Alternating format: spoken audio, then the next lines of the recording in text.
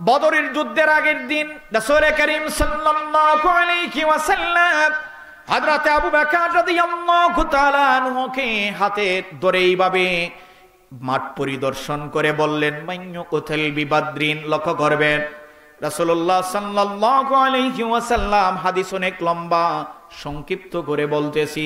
রাসূলুল্লাহ সাল্লাল্লাহু আলাইহি ওয়াসাল্লাম বললেন, আবু জেহেল ওই জায়গায় হত্যা হবে, উতবা ওই জায়গায় হত্যা হবে, সাহেব ওই জায়গায় হত্যা হবে, উমাইয়া ইবনে খালফ ওই জায়গায় হত্যা হবে। উমাইয়া ইবনে খালফের কানে যখন ওই কথাটা গিয়েছে, বাড়ির মধ্যে গিয়ে স্ত্রীকে বলল, আমি যুদ্ধে যাব না। স্ত্রী বলল, কেন? তুমি না নেতা, তুমি যাবে না কেন যুদ্ধে? কালকে যুদ্ধ, আজকে যাবে না কেন বলো? উমাইয়া ইবনে খালফ বলল, মুহাম্মদ বলেছে আমি হত্যা হয়ে যাব, নিশ্চয়ই আমি হত্যা হয়ে যাব।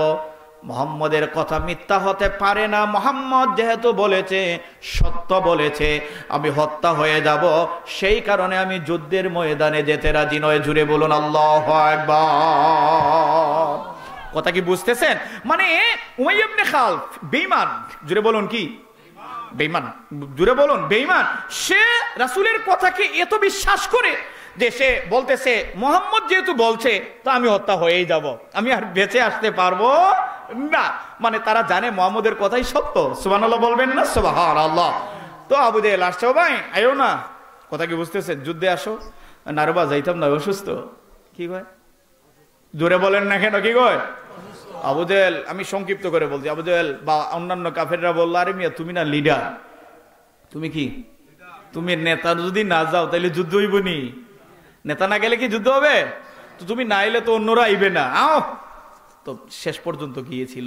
রাসূল সাল্লাল্লাহু আলাইহি ওয়াসাল্লাম বলেছিলেন যুদ্ধের আগে, সত্যি সত্যি উমাইয়া ইবনে খালফ যেই জায়গায় রাসূল বলেছিলেন ওই জায়গায় আবু জেহেল হত্যা হবে, ওই জায়গায় উমাইয়া ইবনে খালফ হত্যা হবে। সত্যি সত্যি ওয়াল্লাহি রাব্বিল কাবা, কাবা ঘরের রবের শপথ, ওই জায়গায় উমাইয়া ইবনে খালফ হত্যা হয়েছে।